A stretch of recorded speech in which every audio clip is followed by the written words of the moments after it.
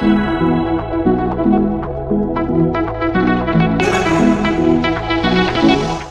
हम आपको एक्सप्लेन करेंगे क्वेश्चन नंबर 5।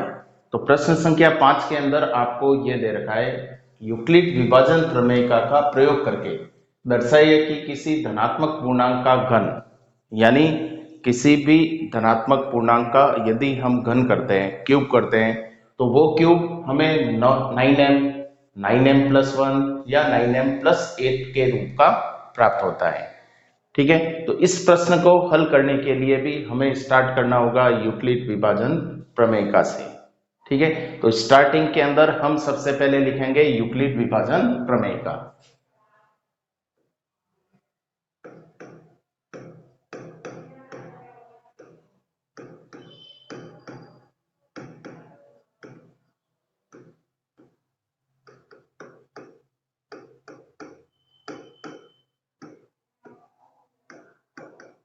यूक्लिड विभाजन प्रमेयिका से, तो यूक्लिड विभाजन प्रमेयिका जो है उसका पूरा कंप्लीट स्टेटमेंट हमें यहाँ पर लिखना है।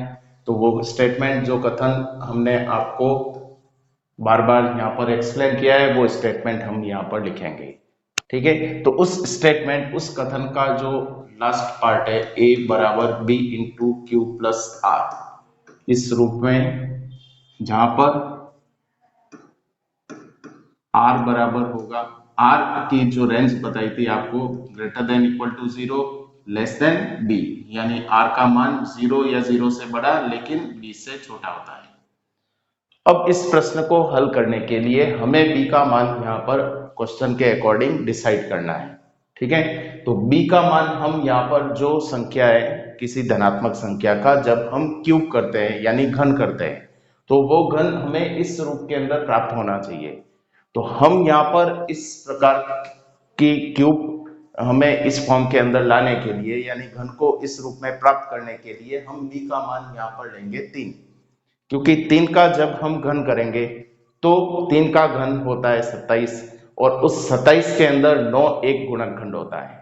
तो हमें यहाँ पर इस प्रश्न को हल करने के लिए हम B का मान यहाँ पर 3 लेकर के इस प्रश्न को हल करेंगे। तो B बराबर 3 लेने पर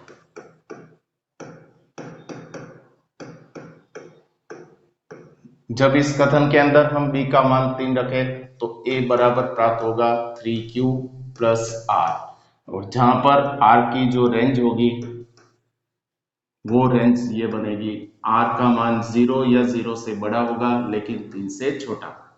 तो R की इस रेंज के अनुसार हम R के अलग अलग मान जो ले सकते हैं वो होंगे 0, 1 और 2, और 1 बाई 1 एक एक करके हम R के इन मानों को जब इस व्यंजक के अंदर रखेंगे तो हमें पहली संख्या जो प्राप्त होगी वो होगी A बराबर 3Q प्लस 0 यानी 3Q।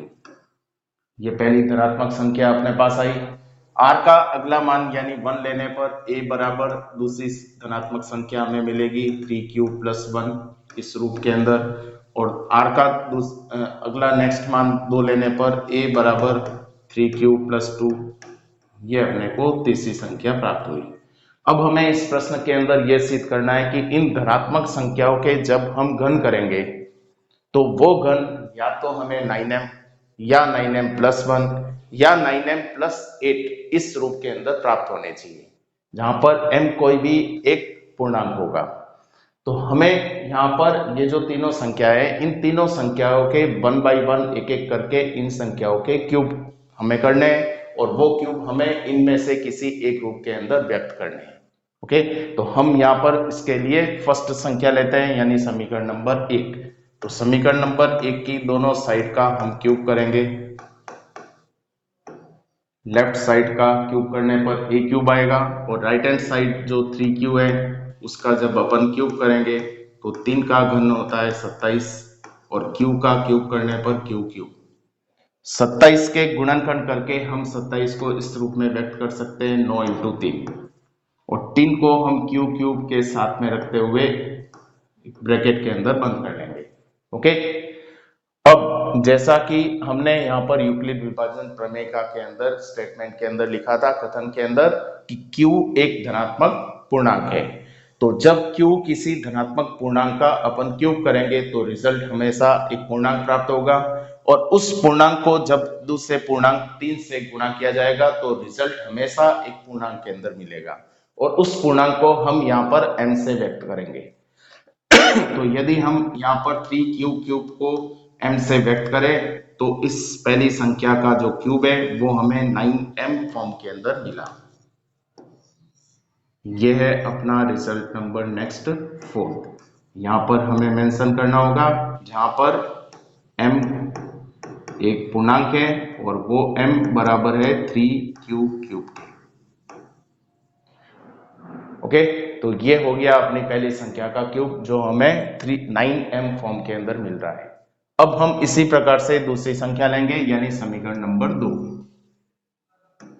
तो समीकरण नंबर 2 लेकर के हम इस समीकरण की दोनों पक्षों का क्यूब करेंगे। तो लेफ्ट साइड का क्यूब करने पर a क्यूब आएगा और राइट साइड में है 3q प्लस 1। 3q प्लस 1 का क्यूब करने के लिए आपने 9th क्लास के अंदर एक सर्व समीकरण पढ़ी है a plus B whole cube. a plus B whole cube करने पर रिजल्ट होता है a cube plus 3a square B plus 3ab square plus B cube. तो इस सर्व समीकरण के अनुसार हम इस bracket a plus B whole cube के अनुसार हम इसका प्रसार करेंगे। तो a plus B whole cube बराबर होता है a cube plus 3 into A square into B plus 3 into A into B का स्क्वायर प्लस बी का क्यूब यानी 1 का क्यूब।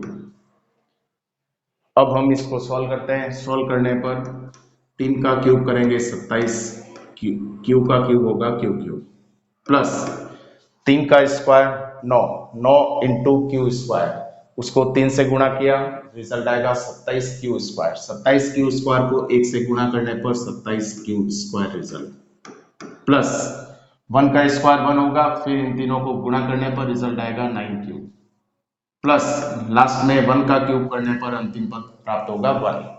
अब इस व्यंजक के अंदर हमें स्टार्टिंग के तीनों पदों को एक साथ लेने पर इन तीनों पदों के अंदर 9 एक उभयनिष्ठ गुणनखंड मिल रहा है जिसको हमें उभयनिष्ठ लेना है, और 9 को कॉमन लेने पर हमें ब्रैकेट के अंदर 9 से विभाजित करने पर रिजल्ट मिलेगा 3q cube plus 3q square plus cube plus 1।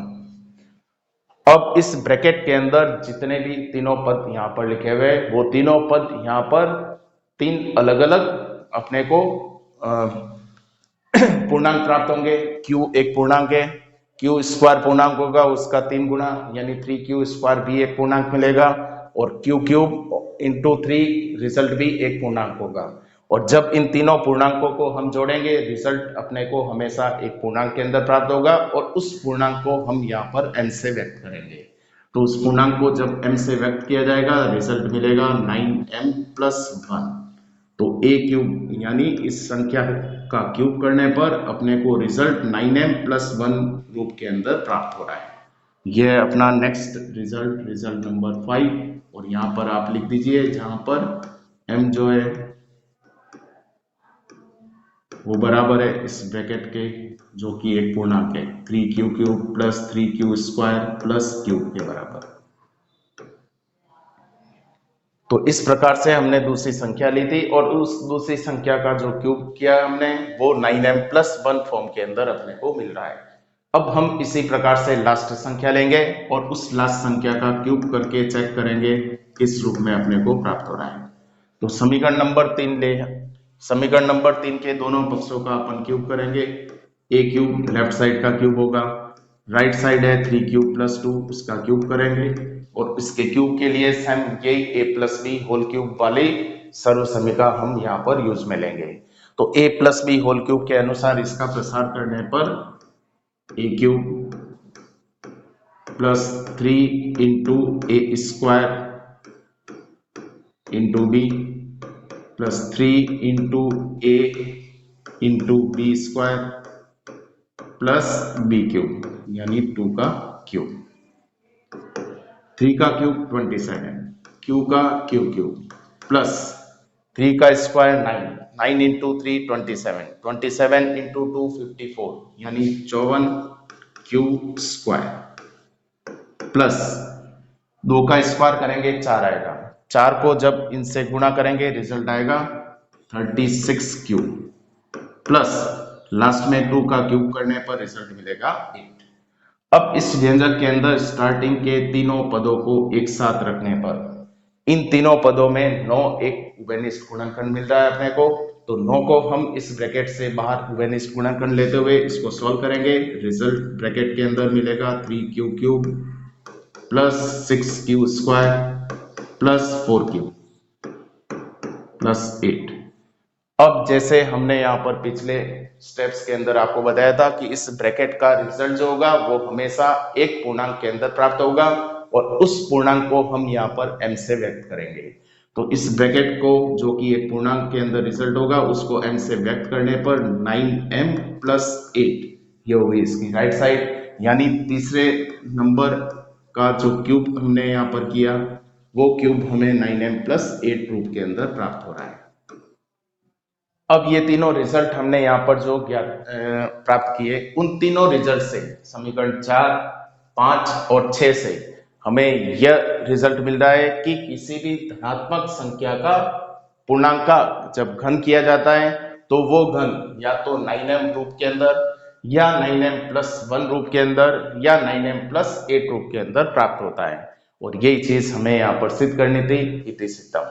तो इस प्रकार से आप प्रश्न संख्या 5 को हल करेंगे।